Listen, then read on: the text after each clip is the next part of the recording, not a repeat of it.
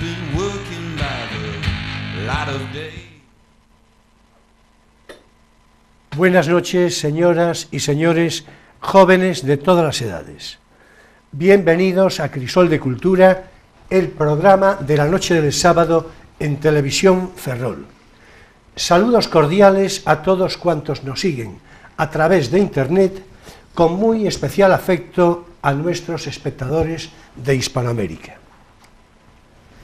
Y bien, hoy nos ocupará en conversación un asunto de muy particular interés, con un atractivo tan universal cuanto lo es el cine y todo lo que gira y se proyecta alrededor del cine, de la imagen, del sonido y, en su caso más concreto y singular, del doblaje de películas y, asimismo, por extensión, de la industria del doblaje. Y para hablar de todo esto, tengo a mi derecha, bien animado y dispuesto, a Emilio Saldaña, que acaso entrevea en La caverna de Platón un trasunto clásico de la televisión. Bueno, más del cine, de hecho, que de la tele. Bueno, pues estupendo. Y sus variadas extensiones. O sea que ya, ¿verdad? Ya no digo eso no del cine porque la estructura de la caverna es como el cine. Los esclavos están viendo el fondo y desde detrás de ellos se proyectan las imágenes que son las sombras de las figuras que pasan entre el fuego que hay todavía más atrás y sus espaldas. O sea, es como un cine. En efecto. Bueno, cine de sombras. Es evidente que la provocación, en fin, estaba justificadísima. Buenas noches, Emilio, bienvenido. Hola, buenas noches. Y bueno, a ver, verdadero paradigma de cuanto vengo diciendo e inspiración mayor de este programa de hoy es nuestro invitado, José Carlos Polo Rodríguez, José Polo, como es más habitualmente reconocido. Actor de doblaje meritísimo, con una muy amplia experiencia profesional, es además licenciado en Filología Inglesa por la Universidad de Santiago.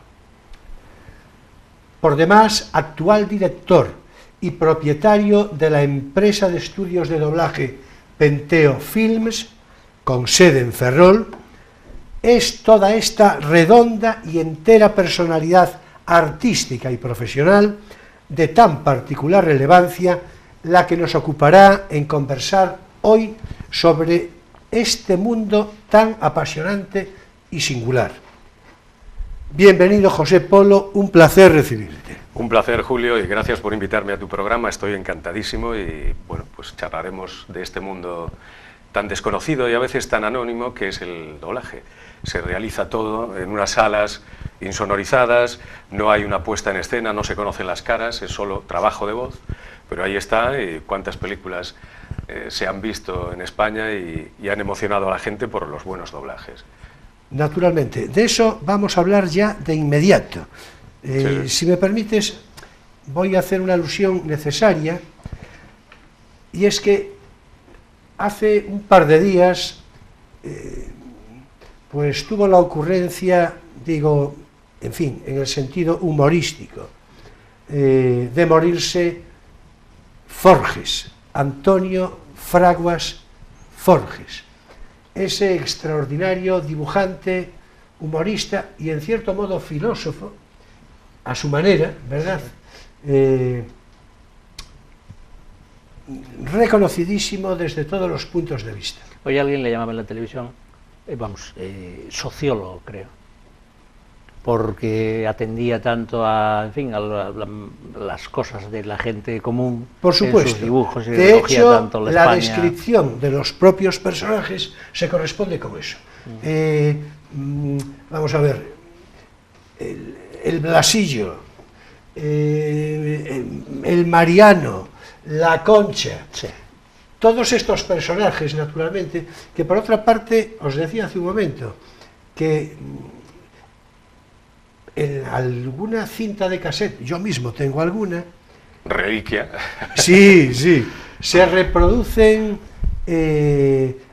canciones a propósito de los personajes, y yo recuerdo, en fin, naturalmente no me va a entrar ahora la disposición de cantar, pero decía: por la estepa castellana va caminando el Blasillo, ¿no? Es decir, y bueno, y lo de Mariano, a modo de pasodoble que tú citabas más o menos, finalizaba diciendo: tienes tú más moral que el alcoyano. Es decir, que buscando esa... Sí, lo del pasodoble venía porque el otro día en el telediario, cuando yo supe la noticia, pasaban unas imágenes de un pasodoble que le había dedicado a Aute. Y salían imágenes con Aute tocando la guitarra y cantando, y él delante, y yo creo que estaba Sánchez Dragó también por allí. Pues no es descartable que en el pasodoble estuviera esta versión de Mariano a la que me refiero.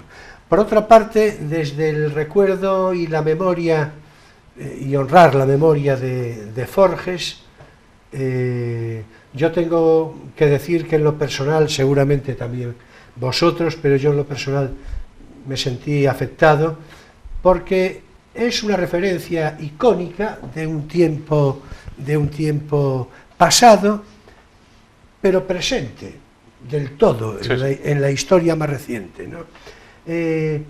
Yo creo que es oportunidad, no creo que Antonio Fraguas Forges, yo no creo que estuviera en desacuerdo, yo creo que le complacerá aludir al padre. Yo creo que es una referencia imprescindible en un programa de estas características y hecho desde Ferrol, desde Galicia, porque el padre de Antonio Fraguas Forges era gallego. Sí. Gallego de Afonsagrada, en Lugo. Una personalidad muy interesante, que conviene tal vez subrayar, en fin, por aquello de la referencia de las dos Españas, ¿no?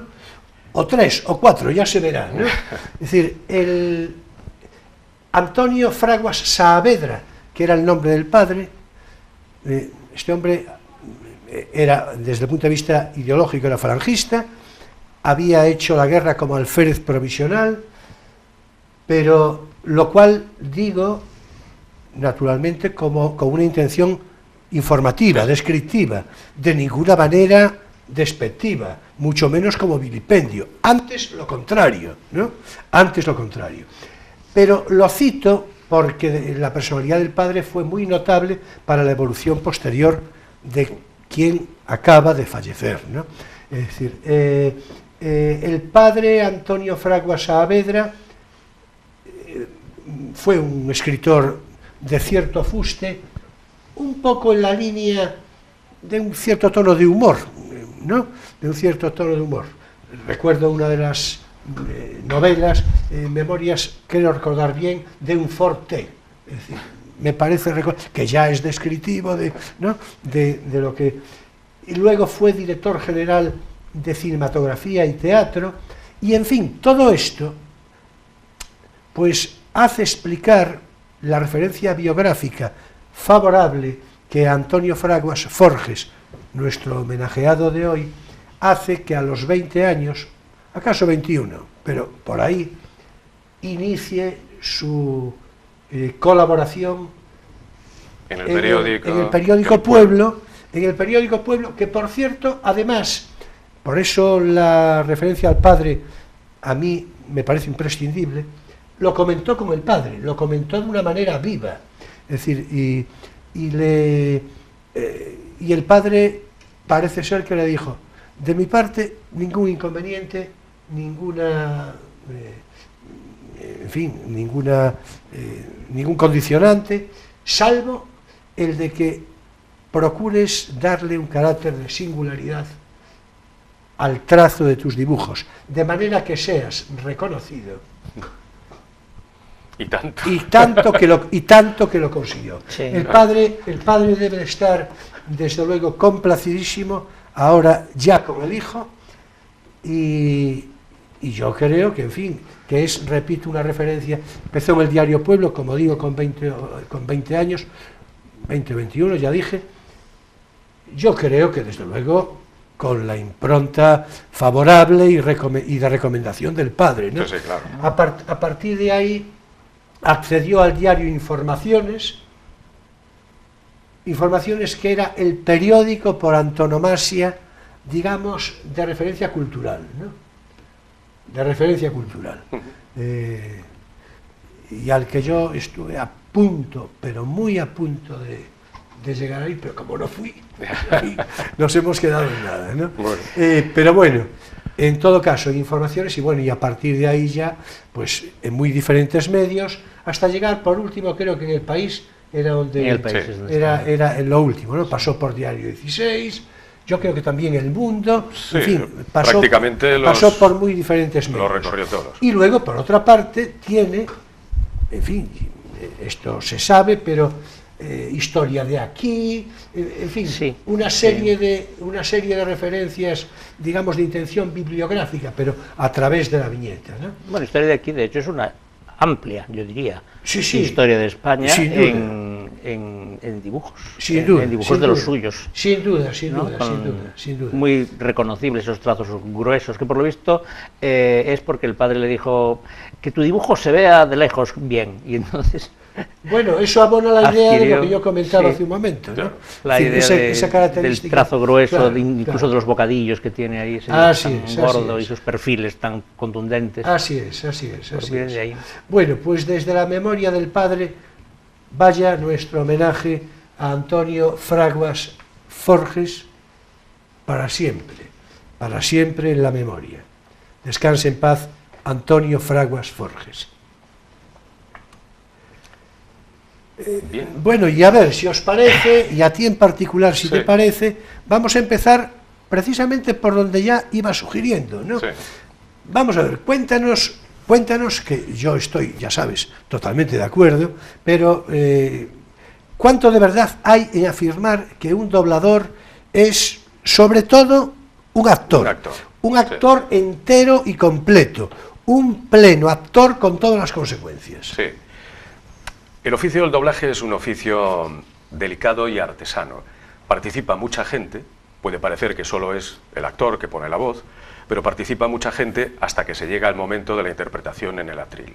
Es decir, el canal de televisión, la distribuidora de cine, te envía la película que vas a doblar, la envía al estudio, entra en el departamento de producción y en producción se empieza a organizar. Primero, traducción. La película en versión original normalmente pues está en inglés, el 80%, otras veces puede estar en francés, en alemán.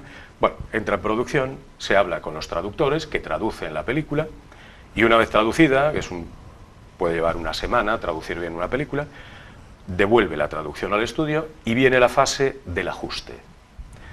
Esto es un poco para que se vea Claro. qué parte, qué peso tiene el doblaje en que luego la película triunfe o no triunfe. El ajuste quiere decir que una película, el actor lógicamente habla en otro idioma. Las bilabiales, la forma de emisión del actor, dependiendo del idioma, es muy diferente al castellano. Con lo cual hay que ajustar el texto que el traductor tradujo a un número de sílabas similar, más o menos, sílaba arriba, sílaba abajo, pero sobre todo las bilabiales. Todas las P's, las B's, consiste en que el texto que está traducido, muchas veces hay que darle la vuelta para que pueda coincidir bien, para que luego parezca que el actor está hablando de verdad en el idioma que lo estamos escuchando. Una vez que esto ya está hecho por el ajustador, pasa al director de doblaje. El director de doblaje ve la película, con el guión ya traducido y ajustado, y decide, es aquí donde viene el truco, qué voz o qué voces son las más adecuadas para determinados personajes. Entonces, ¿qué tiene de bueno esta parte del doblaje? Que puedes adecuar la voz que mejor le vaya a un físico, que a veces no coincide exactamente con el timbre del propio actor. Sí, muchas veces la gente cuando pone la versión original se lleva sorpresas, pues uno escucha, por poner un ejemplo, a Humphrey Bogart en versión original, lo escuchas con su clásica voz un poco nasalizada, y luego escuchas el doblaje de José Guardiola, y vamos, nada que ver el tipo de voz, entonces, pero le va muy bien. Es decir, has ajustado ese tipo de voz a ese tipo de personaje, que es lo que quieres que transmita. Y una vez que esto está hecho, se empieza a convocar a la gente, a los actores que van a participar, para hacer los doblajes a lo largo de 3, 4 días o a veces 5 días, dependiendo de la duración. Y es aquí donde se desarrolla todo el trabajo de actor. Tú estás en una sala, como puede ser esto, cerrado, no tienes espectadores, tienes la pantalla delante de ti, un guión en el atril y hay que darle color. Las palabras tienen un color y un significado. No quiere decir que las interpretes tú a tu manera, no. La interpretación está hecha y está hecha por el actor. Tú tienes que tratar de imitar y conseguir que eso que se dijo en otro idioma lo puedas transmitir en el idioma, en este caso castellano, que es el 90% de lo que hacemos nosotros en el estudio. Es un trabajo difícil que, si lo haces bien, tienes que ir pegado al propio actor o a la propia actriz, y hay actores que te hacen sudar, porque te tienes que dejar la piel y sobre todo, a ver, un actor que va a grabar la película y sale en la imagen, se lleva el guión a casa, lo prepara durante 6 meses, o 3, o 4, y luego lo interpreta, hacen sus cortes y demás. El actor de doblaje llega a la sala de grabación y raras veces sabe el papel que va a interpretar. El director que está contigo te dice más o menos los parámetros del personaje y luego se va cogiendo trocito a trocito la película para ir doblando esos trocitos y tienes que crear en el momento esos sentimientos que tú estás viendo en el actor o en la actriz.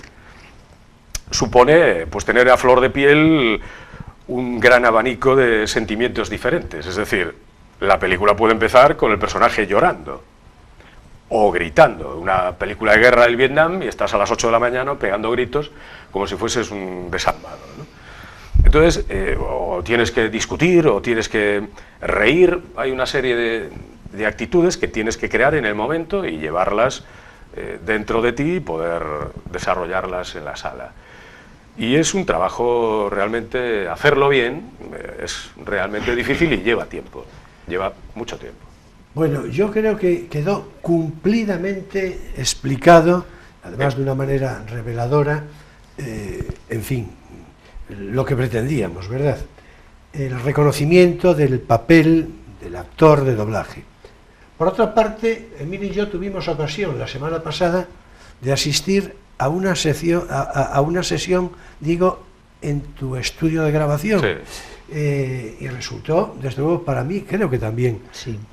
Para Emilio, resultó realmente apasionante en todos los sentidos, en ese subrayado de lo que significa lo apasionante. Y luego una pizca divertida, y en todo caso tuvimos ocasión de ver de una manera muy particular, yo estaba muy próximo a él, al director, claro.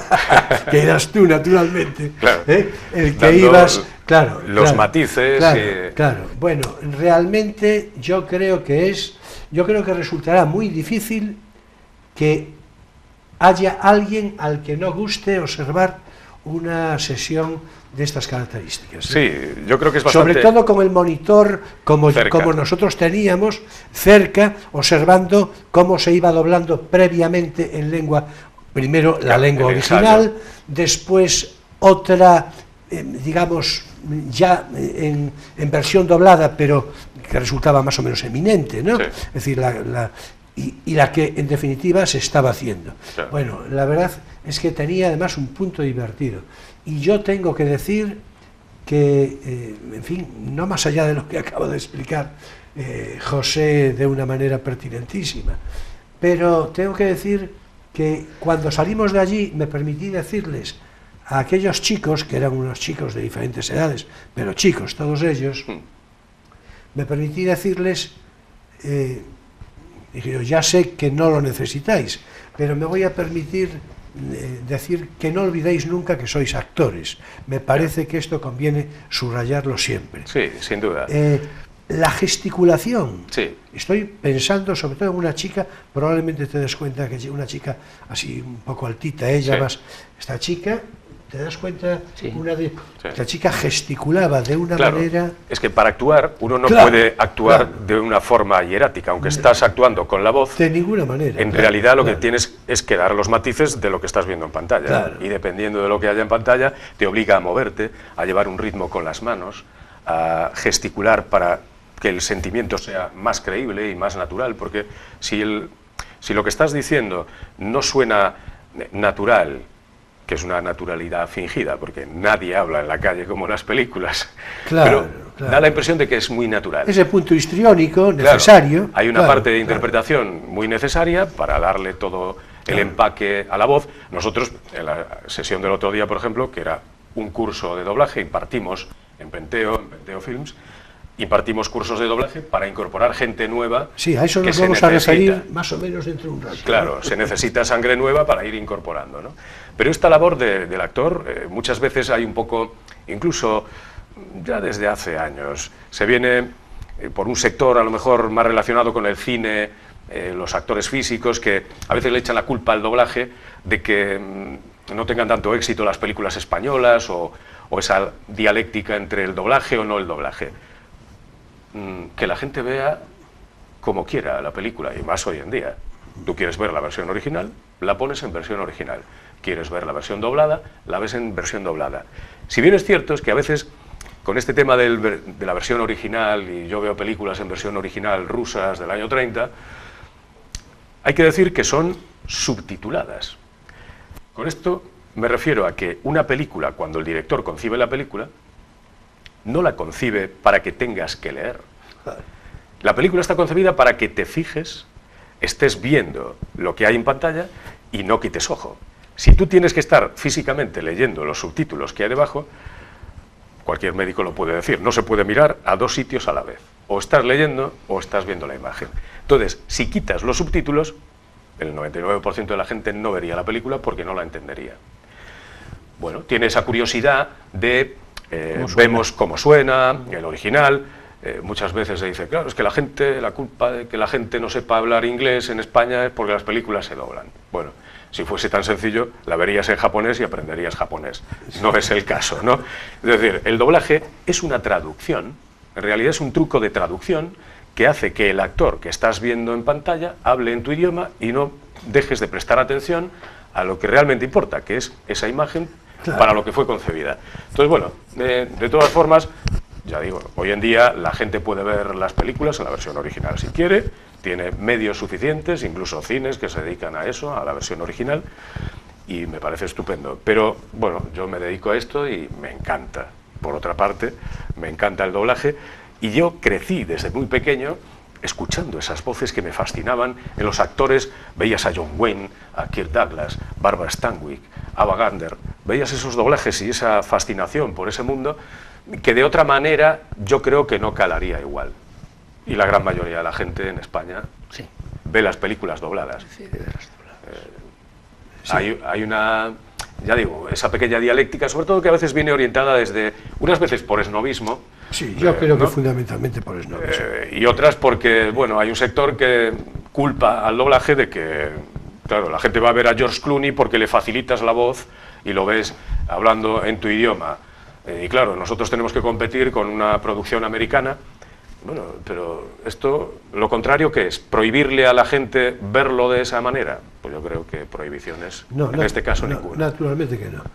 Yo, por otra parte, en fin, pongo un poco de énfasis con algo de pasión probablemente en esto, porque como oportunamente te comenté, yo creo que contigo lo hablé también, yo conocí a actores de doblaje, algunos de los cuales, además, algunos de ellos, digamos, de cierto pedigrí, de cierta, una persona muy notable,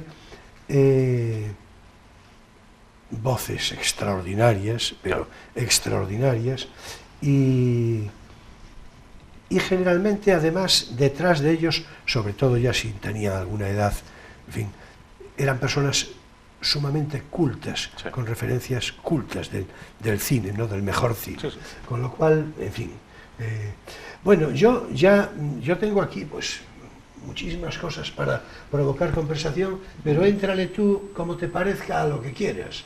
Es decir, no, yo quiero preguntar, hay actores que han sido, digamos, actores visuales y también han hecho doblaje. Sí. Pero son minoría, o sea, o son Sí. excepciones o... Sí, son excepciones. Normalmente, sobre todo en los años 60, años 50 también, procedían del teatro, más que de la televisión, porque la formación del teatro pues ya les daba daos cuenta de que antes las películas, los doblajes se hacían en salas de cine, sala de verdad, con el rollo de cinta. No podías fallar, o sea, tenías que tenerlo muy bien ensayado, se aprendían los diálogos de memoria y doblaban sobre la pantalla enorme y había que proyectar, los micros estaban muy lejos de la distancia que mantenemos ahora de 1/4 o 2/4 del micro, y había que proyectar la voz. Entonces los actores de teatro pues tenían esta facilidad, ya tenían esa versatilidad a la hora de decir los diálogos más apagados o más proyectados, tenían esa facilidad. Luego los de la televisión también, algunos han pasado y han hecho doblajes. Si bien es cierto que en los años 60, más que doblaje en sí, había sonorización. Películas de Alfredo Landa, películas de Agustín González, Fernán Gómez. Primero hacían la grabación de la película y luego, en muchas ocasiones, había que sonorizarla con sus propias voces, iban al estudio y sonorizaban por encima de lo que ya habían grabado, porque había ruidos o había pasado algo en la cinta, y sonorizaban las películas. Y bueno, Alfredo Landa tenía... Se doblaban a sí mismos. Claro, se doblaban a sí mismos, que puede parecer muy fácil. Porque dice, bueno, como soy yo mismo, hablando yo mismo... No, una de las cosas más difíciles que hay es doblar a una persona que habla el mismo idioma. Es decir, si yo tengo que doblar a un personaje que habla español y tengo que hacerlo coincidir exactamente, es muy difícil, porque tener en cuenta que en un segundo hay 24 fotogramas en cine, 25 en televisión. Pues de esos 24 fotogramas, con que dos fotogramas esté un poquito desplazado el sonido, ya se nota, la gente ya percibe algo raro de que esa voz no está saliendo de esa cara o que no va sincrónica, se pierde un poquito la sincronía. Con lo cual no es nada fácil doblar en el mismo idioma. El truco se hace mejor, sobre todo con el inglés, que es al que más acostumbrados estamos. Se truca mejor una película que está en original en inglés, pasarla al castellano, que no castellano. Pero sí, hay actores y otros que, al revés, han saltado, un poco al hilo de lo que preguntabas antes, que han saltado del doblaje y luego aparecen en películas, presentando un programa. Bueno, a todos nos viene a la mente Constantino Romero. Sí, exactamente. Claro, Constantino Romero ya se sale por todas partes, era un talento sobrenatural, que lo mismo hacía doblaje, que presentaba un programa, que actuaba en teatro, que cantaba, que hay mucha gente que no lo sabe, Constantino Romero cantaba y cantaba muy bien, de bajo profundo, claro. Y bueno, un actor fantástico. Y otros muchos, ya digo, sobre todo los Estudio 1 de la época de grabación en televisión española, fueron cuna de muchas voces, que luego la voz de Robert Taylor, Rafael Navarro, voces que salían del teatro, Arsenio Corsellas, y también de la Escuela de Barcelona, de la radio, del Teatro en la Sombra, que hacían estas interpretaciones teatrales que se hacían en la radio. Claro, ahí es todo voz.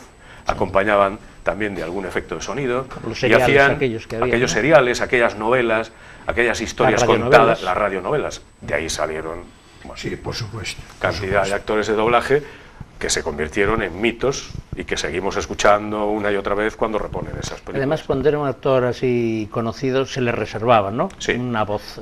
Siempre se hacía. Todavía hoy, para actores, cuando el actor empieza a tener cierta relevancia o ya es muy conocido, las productoras mantienen la voz de ese actor para que de una película a otra suene igual. Para que siempre asumas que Robert De Niro es esa voz. Porque claro, es para como si ahora te identificas con el personaje, es como si ahora a ti de repente te cambian la voz y no eres tú. La gente está acostumbrada a oírlo en castellano. Con lo cual, de repente, que a veces pasa, pues el actor está enfermo, tiene una gripe y cuando llega la película al estudio no puede grabar y le cambian la voz, la gente lo nota un montón. Y la verdad, no es habitual. Suele mantener, tanto antes como ahora, las voces de actores y actrices relevantes. Sí, desde luego Niro tiene una voz y siempre es la misma. Sí. Y Ricardo Stuart, Solans igual. También tiene una voz que era súper característica. No sé quién era, claro, señor. Claro, pero siempre. Y lo oías y ya sabías que era James Stewart. Así es. Era... Bueno, Fernando Ulloa, la de James Stewart, que era una voz así un poquito aflautada y muy típica, con sus gallitos. Y la de, hablando de voces aflautadas, la de Woody Allen, que no sé quién era. Bueno, pasó por varias fases. Ahora es Joan Pera, pero antes lo doblaba otro actor que ya falleció, Valdivieso, y sí, y a veces hay sagas, hay el marido actor de doblaje, la mujer actriz de doblaje, los hijos actores de doblaje, los nietos actores... Bueno, eso es muy del teatro. También. Si son buenos, está muy bien. Claro. Bueno, a ver, disculpad. Sí, no, es que vamos, nos apasiona y a poco que... Claro, naturalmente, ¿no? Y además yo lo comparto como bien sabéis, ¿no? Es decir, pero ahora hay que ajustarse al nuevo guión. Ya. De todos modos, continuaremos enseguida con la conversación y la vamos ya a continuar desde la perspectiva que yo quería introducir de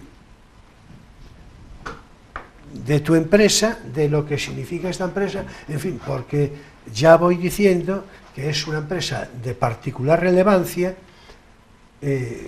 pues desde esta esquina del mapa español, es decir, desde esta esquina gallega, ¿verdad? Sí, señor. Es decir, desde Ferrol, en definitiva. De Ferrol para el mundo. En efecto, de Ferrol para el mundo, estupendo. Me parece magnífica la frase. Bueno, pues bien, decía que ahora hay que ajustarse al nuevo guión, ahora es tiempo para nuestro espacio divulgativo, no tienes por qué saberlo.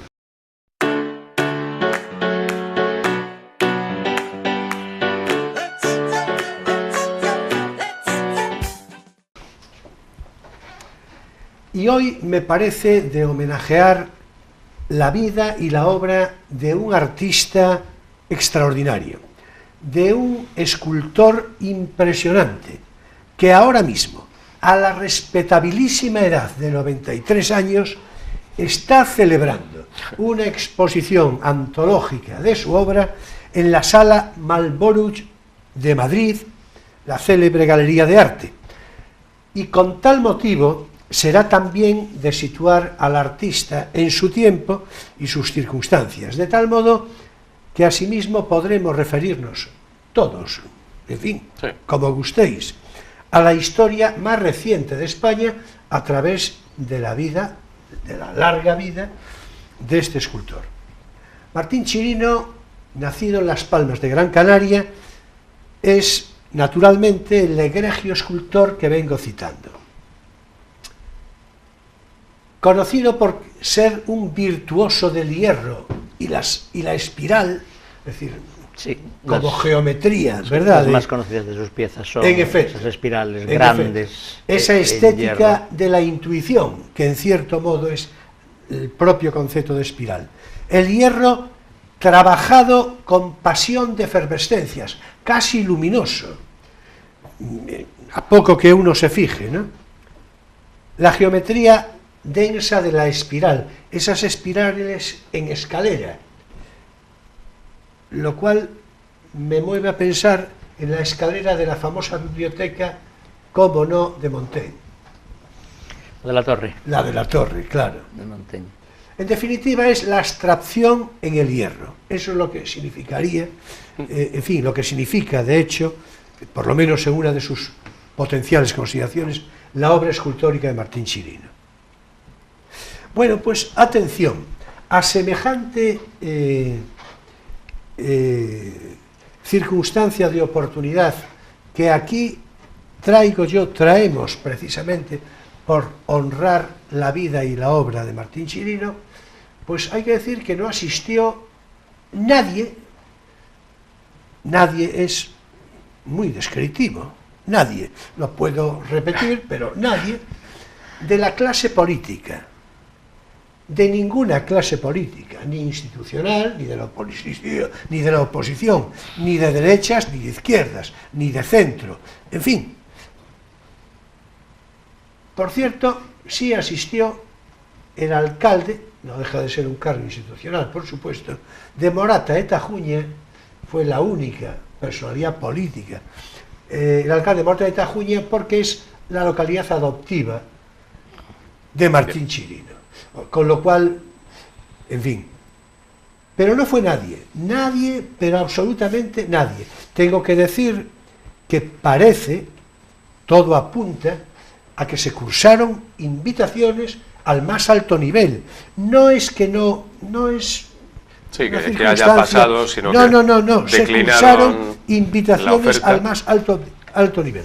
Ya. Yo creo que esta ausencia total y clamorosa de los políticos, de todos los políticos, pues los define a ellos, naturalmente, los dibuja, los retrata, los evidencia y deja bien a las claras la orfandad cultural en que estamos situados. Qué triste y qué tropa, vaya por Dios.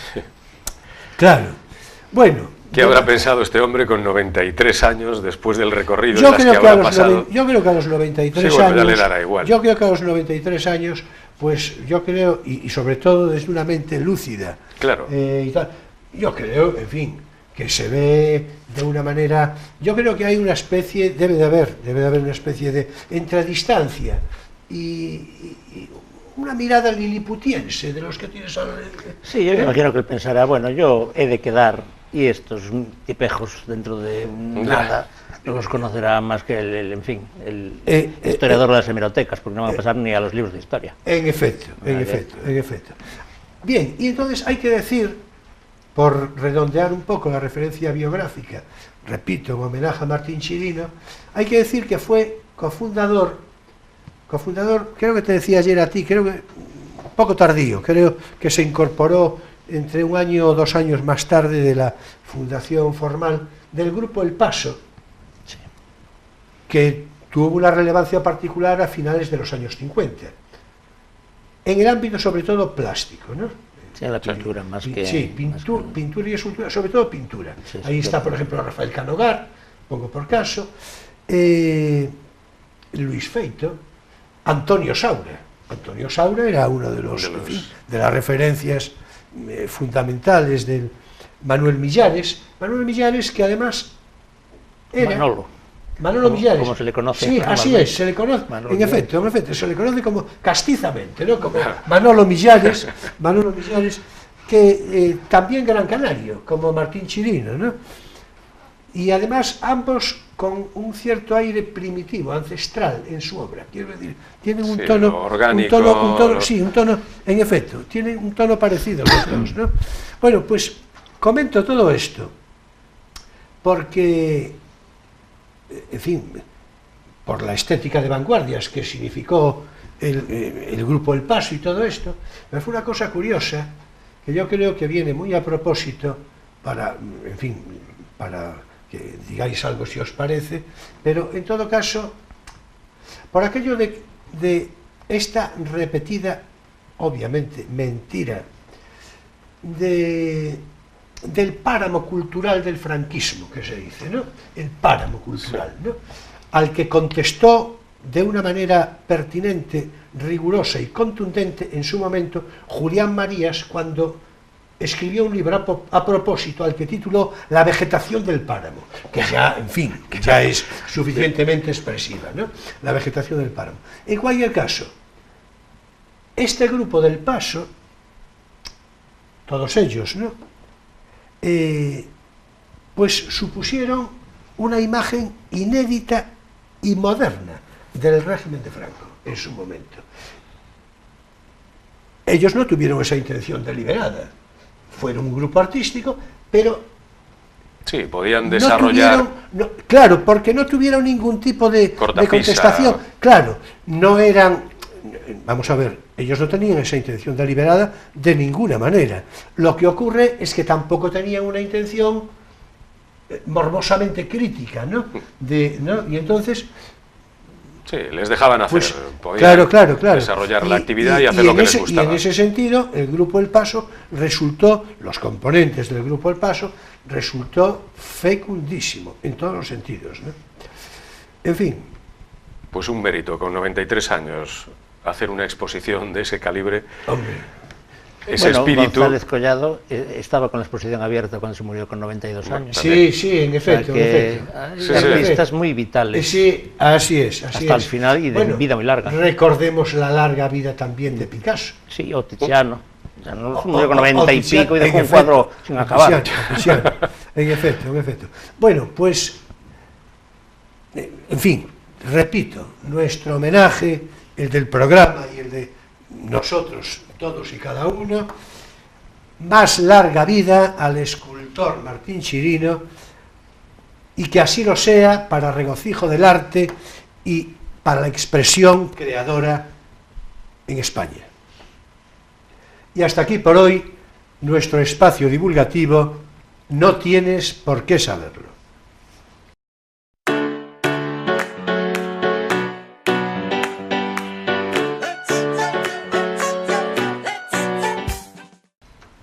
Bueno, y ahora sí que ya le entramos a...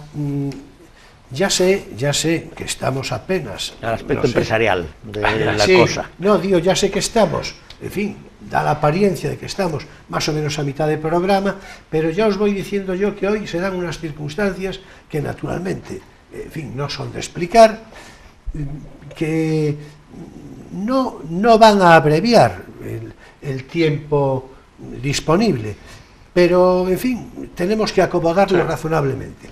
Y yo no quiero dejar pasar sin mencionar lo que me parece de particular interés y justicia. Yo ya por segunda vez, tú me acompañaste el otro día, sí, vimos las instalaciones de esa magnífica empresa de estudios de doblaje que tiene José Polo, ¿no?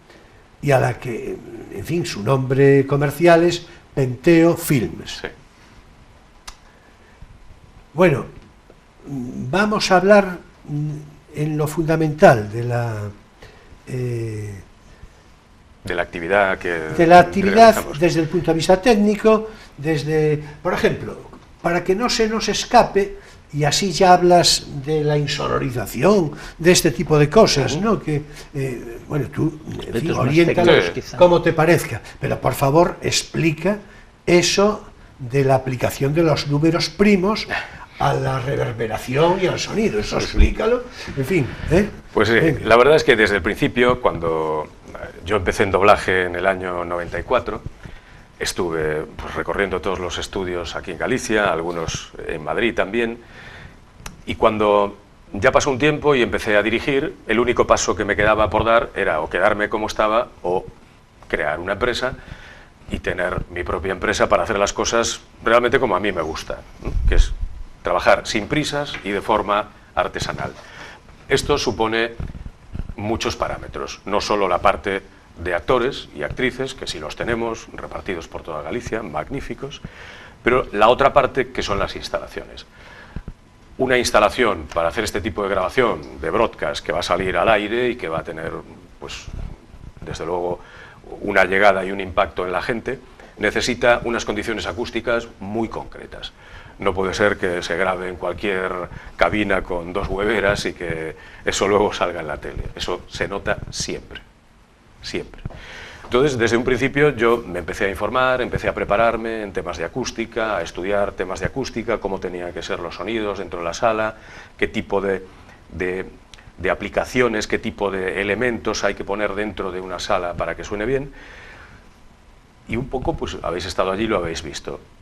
Después de años de preparación y de búsqueda de materiales, hemos creado lo que allí veis, pues unas salas acústicas que están reconocidas en toda España, donde nos llega trabajo, incluso a veces subcontratado de otros estudios, para grabar en nuestras salas por las condiciones acústicas que tienen, y todo basado en una serie de elementos técnicos, pero muy rebuscados.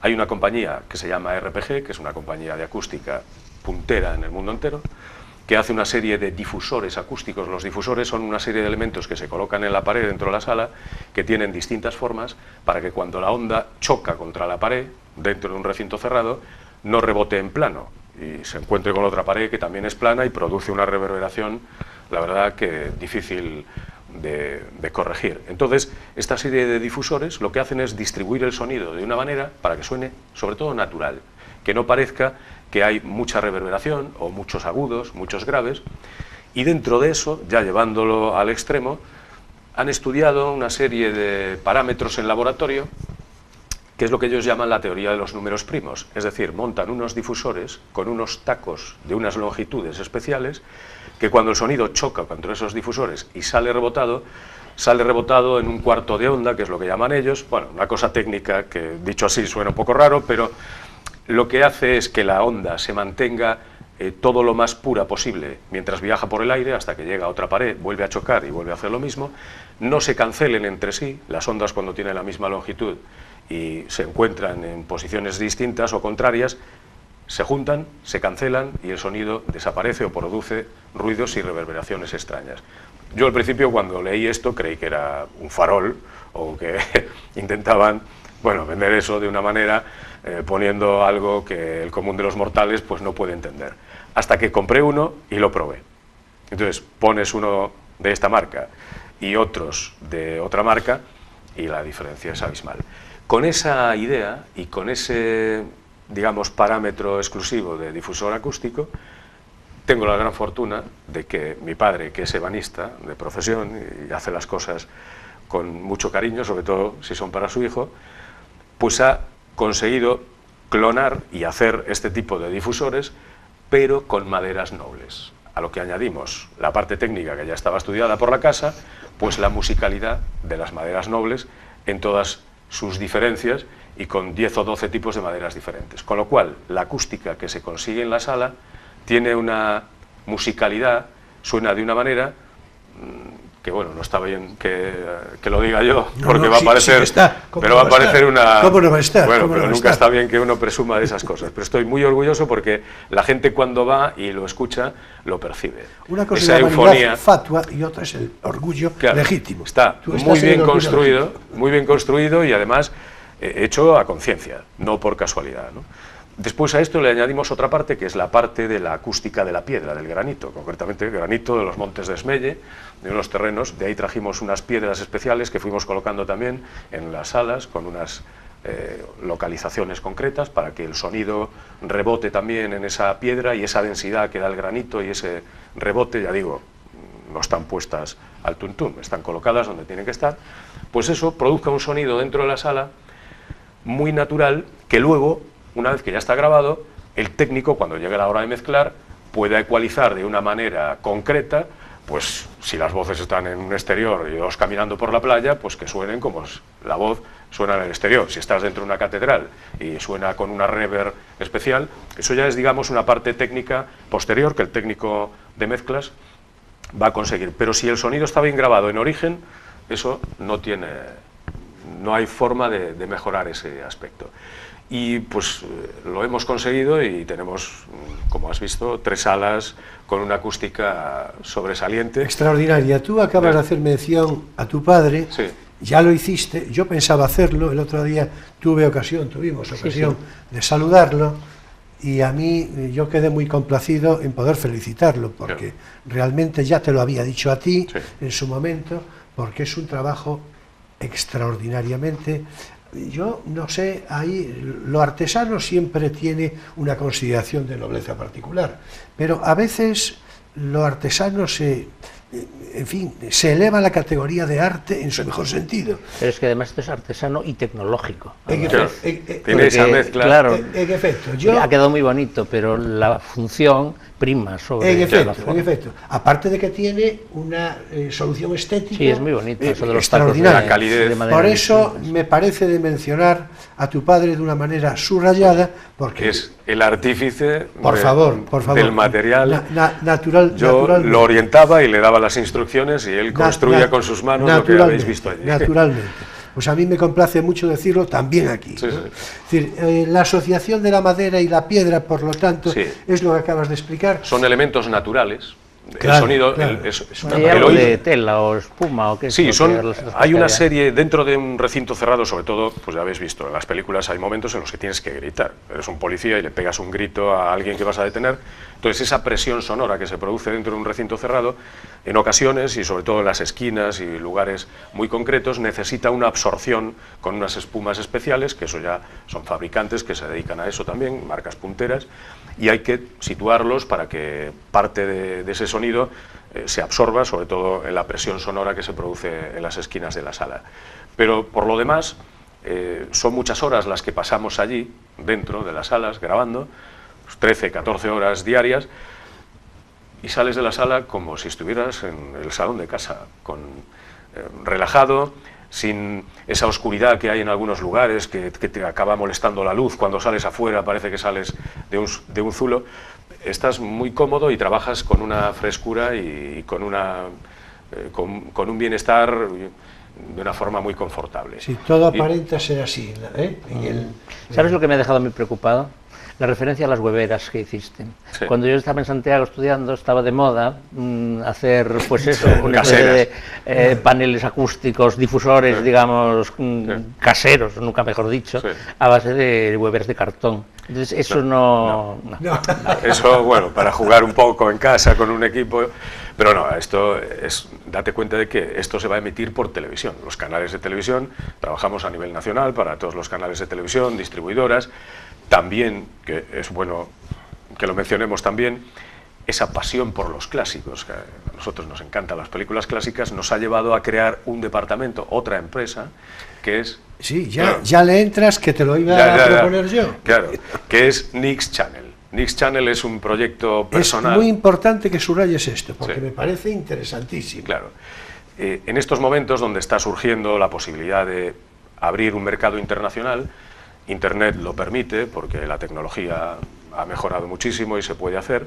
El streaming, el tipo de películas que se emiten a través de Internet, pues nos ha permitido crear un canal en streaming que se llama Nix Channel, dedicado única y exclusivamente a los clásicos, a las películas clásicas. Hablamos desde principios del cine mudo hasta mediados de los años 60, finales de los 60, por ahí llegaremos. El cine. Sí, nos gusta mucho todo ese periodo, inabarcable por otra parte. Hay joyas que nunca salieron de las producciones de su momento, cuando se estrenaron, que nunca llegaron a otros países, y estamos recuperando ese tipo de películas y restaurándolas. Hacemos una restauración de la imagen, fotograma a fotograma, que es un trabajo ímprobo por parte de los técnicos, que tienen que desarrollar una labor totalmente artesanal, pues corrigiendo todos los defectos de cada fotograma de la película, de los audios, para lograr que la película quede en su mayor esplendor. ¿Y son películas de origen todas americanas o las hay europeas también? También hay alguna europea. Empezamos, claro, esto lleva un tiempo y empezamos por el cine americano, ¿no? Sobre todo el cine americano, años 30, años 40, esa época dorada del cine americano. Y ya digo, cantidad de películas que se desconocen, que las estamos poniendo en la plataforma, donde la gente puede ver ese tipo de películas. Por ahora, no solo emitimos para España, emitimos para el mundo entero. Es decir, estamos subtitulando películas en chino, en portugués, en alemán, para que cualquiera, desde cualquier punto del mundo, pueda ver la película en su mejor versión, y lo decimos con orgullo. La versión que nosotros tenemos de esa película es la de mayor calidad. Estamos llegando a calidades de 2K y 4K. Nos han cogido algunos ciclos de películas para países como París, o sea, como Francia. En París hay cines que se dedican solo a cine clásico. Y están, París, qué gran ciudad. Claro, están emitiendo las películas que nosotros arreglamos aquí con nuestras manos, las están emitiendo en ciclos que programan en sus cines allí, y estamos llegando a muchos países. Con lo cual, pues, lo que decía antes Julio, desde Ferrol, el mundo cada vez es más internacional y la tecnología lo permite. En efecto. Además de los doblajes, claro, digamos que con estas dos empresas tenemos, por un lado, la fábrica de los doblajes, podemos doblar cualquiera de las películas, podemos hacer lo que queramos en esa parte, digamos, artesanal del desarrollo de la película, y luego la distribución internacional. ¿Y la plataforma se llama? Nix Channel. Nix Channel, sí, nixchannel.com, ahí se puede ver. Vamos añadiendo, claro, la película como mínimo mes y medio de restauración, de ahí para arriba, dependiendo de cómo esté el negativo original o cómo estén las copias que a nosotros nos llegan. Pues el estado de la película influye mucho en el tiempo que luego tardas en restaurarla.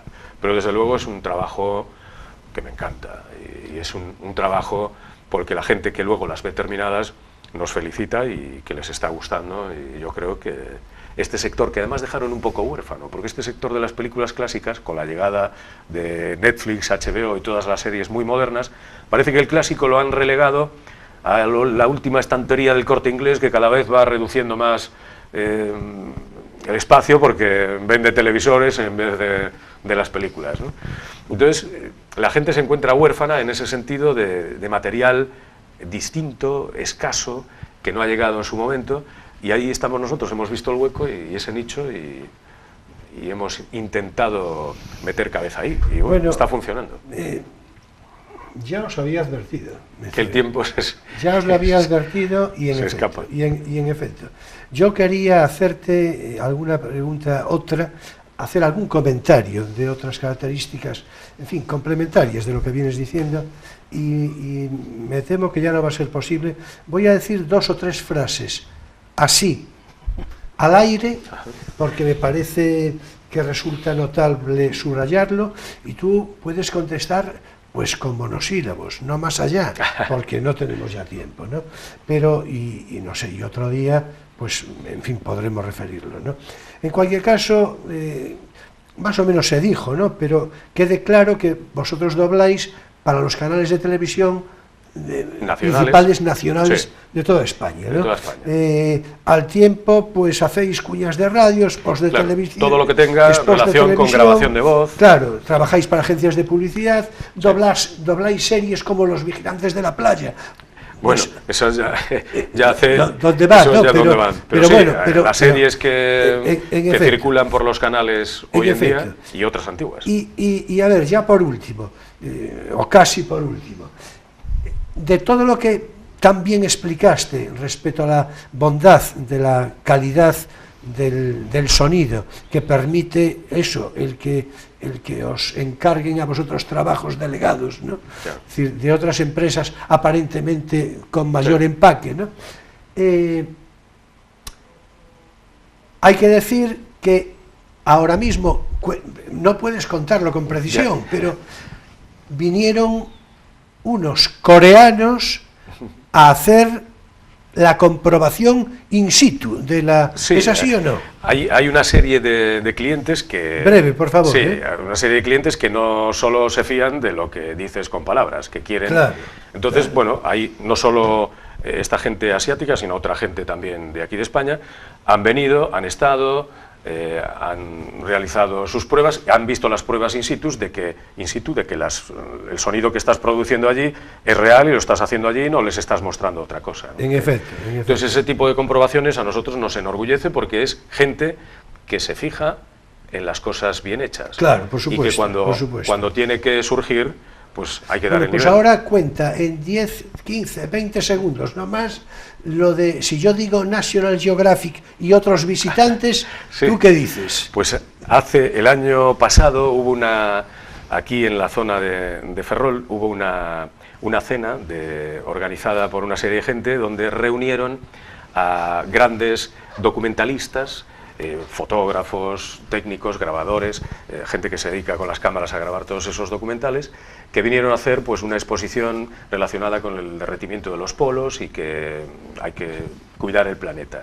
Y una vez que eso se realizó y esa exposición ya estuvo realizada, fueron casi, por decirlo de alguna manera, en excursión, en autobús, porque una de las personas que estaba en la organización me conocía, los llevó al estudio para que conocieran el estudio y se quedaron fascinados, hicimos algunas pruebas, bueno, contaban anécdotas, imaginaos, esta gente que se dedica mundialmente a hacer estos documentales, pues claro. Estuvieron en Penteo, en Ferrol, en Serantes, en el estudio, claro. Unas 50 personas. Por eso yo lo quiero... Internacionales, por eso yo lo quise hacer reconocidos, constar, ¿no? internacionales. Lo quise hacer constar.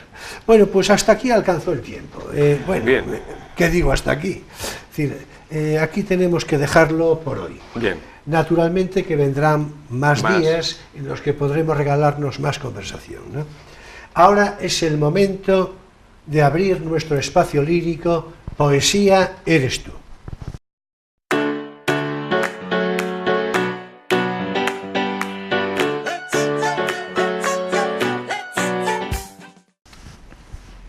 Y al igual que la semana pasada, tampoco hoy recitaré específica y concreta poesía como otras veces. Y es que el asunto del que hoy nos ocupamos antes me mueve a leer otros textos de particular interés artístico y literario que además no son, la verdad, demasiado conocidos. Como tenemos poco tiempo, me temo que no voy a poder, en fin, explayarme como desearía, además con vuestra posible potencial participación, que en todo caso os ruego que hagáis en alguna medida, ¿no? Pero se ha de decir que la Gaceta Literaria, que ya aquí, a la que ya me referí aquí en otras oportunidades, creo que la última con Guillermo, sí, yo creo que sí. Con Guillermo Fernández, ¿no? Cuando hablamos de Bergamín, ¿no? La Gaceta Literaria, y que una y otra vez he de referirla, porque yo creo que es, sin perjuicio de lo que dijo Guillermo, que habló de la revista Índice de Juan Ramón, que también... Bueno, es que era un momento en el que había muchas revistas literarias muy importantes. Por supuesto, por supuesto. Eso sí, eran de tirada mucho menor que... Sí. Lo que ocurre es que la Gaceta Literaria tuvo una proyección y un alcance y un acogimiento mucho mayor, hasta que las ratas abandonaron el barco. Enseguida me explico. Es decir, la Gaceta Literaria fue una de las revistas más bellas, inteligentes y generosas del siglo XX en España. Y lo de bellas, inteligentes y generosas son palabras que podría hacer mías, pero no son mías. Puedo citar aquí un texto y otro día lo haré. Hoy no, por razón de brevedad. Pero aparece referenciado como bellas, como de las más bellas, inteligentes y generosas. Lo de generosas, bueno, es fácil entender, porque acogió desde el punto de vista literario, y cuando el compromiso ideológico no era demasiado vinculante, pues a toda suerte de escritores, poetas, en fin. Pero fue así que prestó desde el primer momento una muy especial atención al cine, tanto que creó el primer Cine Club de España, a través, naturalmente, del trabajo, la voluntad, el esfuerzo, el tesón de Ernesto Jiménez Caballero, que era en la imprenta del padre donde se tiraba la Gaceta Literaria. Allí, entre los años 1928 al 31, pues el la Cine Club florinata funcionó, del 27. claro, y 118 números de la revista, nada menos, se tiraron, ¿verdad? Hasta que llegó la República. Y tan pronto como llegó la República, por otra parte, tan loada desde otras perspectivas, seguramente con justeza y con justicia, pero en este caso, inmediatamente todos, y no alguno, dejaron la Gaceta Literaria y se quedó Jiménez Caballero solo, hasta el punto de que tiró él solo, como único colaborador, hasta 5 números más, hasta el año 31 o 32, firmando como el Robinson literario. Explicablemente, claro, explicablemente. ¿Y se fueron a otras revistas? ¿O? No, se fueron a la ideología. Se fueron a la ideología. Y después, de vez en cuando, alguna revista, pero se fueron a la ideología. De hecho, hay una anécdota conocida, explicada por Ernesto Jiménez Caballero, y que yo ahora lo voy a citar, pero con ninguna intención malévola, solo descriptiva. Yo, que ya cité aquí a Rafael Alberti varias veces.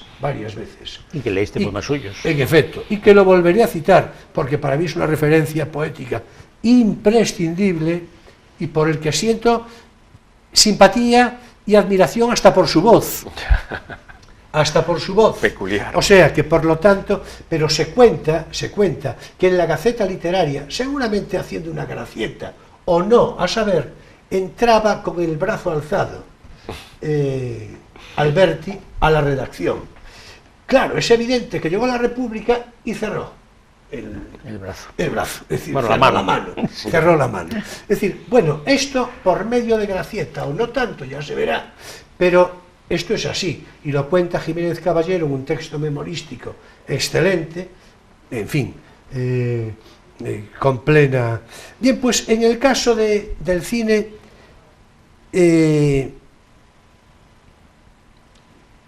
hay que mencionar, porque por eso estoy citando esto, que en el Cine Club, ese primer Cine Club español que pone en marcha la Gaceta Literaria, pues se pasaron las películas mejores de aquel momento. Entre ellas, el cantante de jazz de Alan Crosland, que fue pasado en el Cine Club de la Gaceta Literaria, como digo, en el año 1927, el año de su estreno, por otra parte, en lo que llamaran segunda sesión del Palacio de Prensa de Madrid. Que es la primera película sonora. En efecto, que es la primera película sonora. Y muy próximo, pero todavía en clave de cine mudo, por entonces también se proyectó, cómo no, el Napoleón de Abel Gance. Esto fue en el año inmediatamente anterior, en 1926. Sí, yo creí que era del 27, pero no estaba muy seguro. Creí que las dos eran más o menos... Bueno, te lo confirmaré, bueno, hablo de memoria, sí, pero y te lo confirmaré en un momento. Claro, en todo caso, cine mudo puro y duro con carteles, quiero decir, la de Napoleón.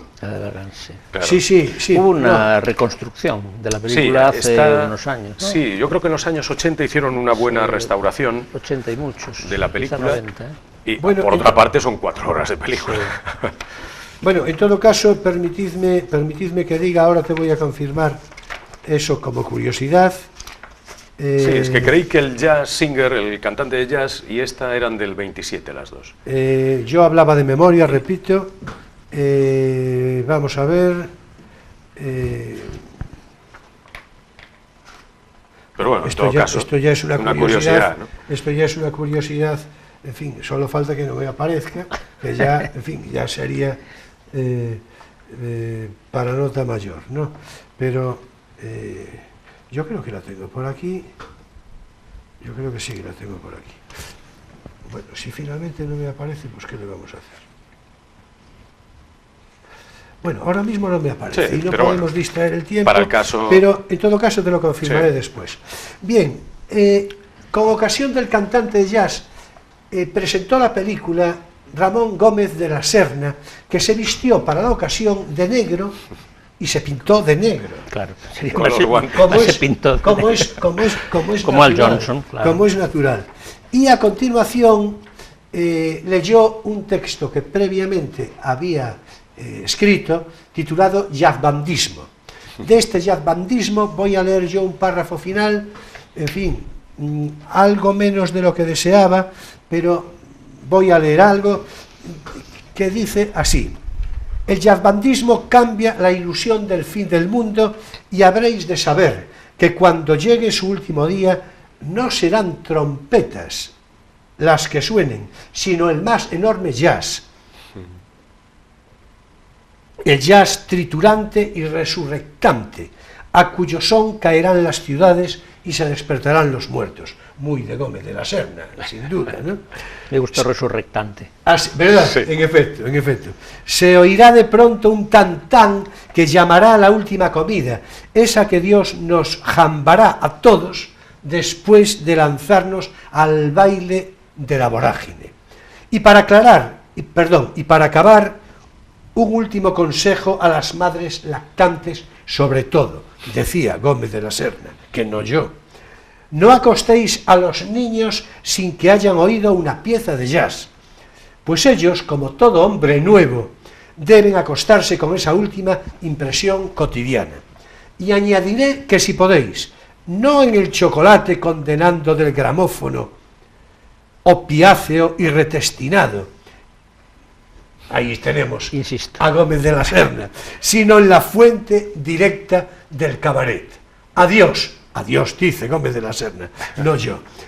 Y del Napoleón de Abel Gance voy a leer otro párrafo, escrito por el propio Abel Gance, porque es un fragmento del guión de la propia película. Tenía previsto algo de introducción. Pero esto es lo que sale en los carteles que decía antes. No, esto vas a leer. No, esto es el guión, es guión de la película Napoleón. Lo que ocurre es que tenía previsto una previa introducción. Todo esto lo hago un poco en homenaje a la presencia de José Polo, porque estamos hablando de cine, de doblaje, de guiones. Estos son los orígenes, además. Claro, entonces, bien, hay un momento en el que dice 20 contra 60, titula el capítulo y dice: el niño está en el centro de un fortín de nieve y rodeado de 19 camaradas. Es la puesta en escena, ¿no? Está vuelto de espaldas, se torna, da órdenes a sus subordinados que acaban de preparar un gran montón de bolas de nieve, Después encarga a uno de ellos subir y bajar con un palo su sombrero, como si él no se hubiera apartado de su puesto. Entonces aprovecha para mirar desde otro sitio lo que pasa en el campo enemigo. La verdad tengo que decir que yo es que me estoy acordando de esta secuencia en el Napoleón de Abel Gance. Los asaltantes más numerosos preparan su blanca artillería y se aprestan al ataque.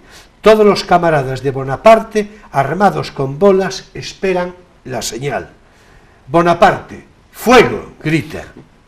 Todas las bolas parten con un mismo gesto disciplinado. Los asaltantes con su arrojo cortado por esta salva. Los hermanos Mininos y el jefe de cuartel, Pichegru, miran desde el pretil las peripecias del combate. Bonaparte manda y no lucha. Se abre cerca de él en la nieve un sendero misterioso. Las bolas llueven. Bueno, me encantaría continuar, naturalmente no es posible, pero hay que ver qué bonito. Sí, sí, y desde luego este director introdujo en esa película además elementos de vanguardia, se pasó, hay algunas partes de la película que no son 4/3, que son panorámicos.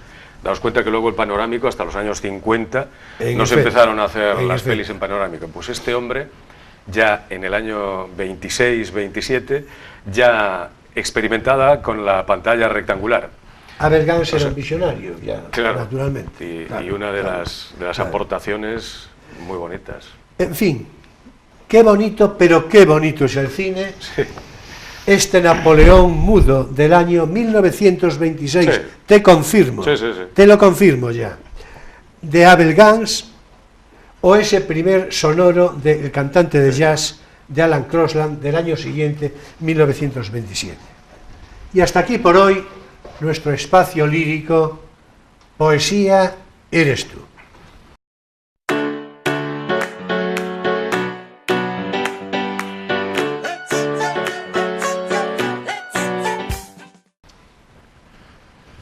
Es también final, claro, para Crisol de Cultura en este sábado 24 de febrero de 2018. Muchas gracias, José Polo, por tu presencia. Gracias a ti, por tu un conversación. placer, y siempre que quieras aquí me tendrás. Pues muy agradecido de antemano, será un placer además volver a convocarte seguramente en los primeros días de abril, ya te voy avisando. Y es que ya puedo anticipar que con frecuencia mensual aproximada vamos a ofrecer a partir de ahora un programa dedicado al cine así en general, de tal modo que podremos comentar películas en su evolución histórica más antigua, del cine mudo al sonoro, unos u otros géneros, unas u otras épocas, unos u otros actores, directores, guionistas, bandas musicales y por ahí todo seguido. Y a tal fin contaremos con la presencia frecuente precisamente de José Polo, de nuestro invitado de hoy. Toda una interesantísima experiencia con la que estoy seguro pasaremos muy buenos ratos. Muchas gracias también a ti, claro, Emilio. Estarás de acuerdo, hoy nos ha salido un programa, a ver, el tópico, de cine, ¿verdad? Y bien, la próxima semana será nuestro invitado ese prestigioso economista, que también empresario y director de la Escuela de Finanzas de La Coruña, Venancio Salcines, que estuvo con nosotros hace pocas semanas. Sí, hace poco. Pero del que siempre hay que aprovechar su disponibilidad, tan frecuentemente él viajero y conferenciante por el ancho mundo, en particular por diferentes países, precisamente de Hispanoamérica. En fin, que hablaremos con Venancio Salcines de economía, desde luego, de la economía de lo cotidiano. Será, seguro, una conversación tan amena y atractiva como de costumbre. Señoras y señores jóvenes de todas las edades, mi completa gratitud por vuestra presencia fidel de cada semana, por vuestro estímulo crítico, por vuestra complicidad.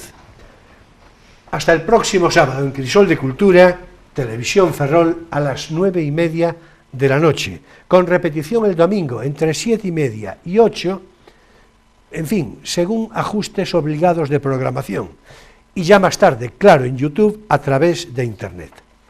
Por cierto, hablando de cine, mira por dónde, si estáis viendo este programa en su emisión del sábado, sabed que seguidamente se emitirá una interesante película con previa presentación y animado coloquio a su final. Nos vemos en Crisol de Cultura el próximo sábado a las 9:30 de la noche. Será un placer. Y bien, ya sabéis que paso lista. Muchas gracias, buenas noches y feliz semana.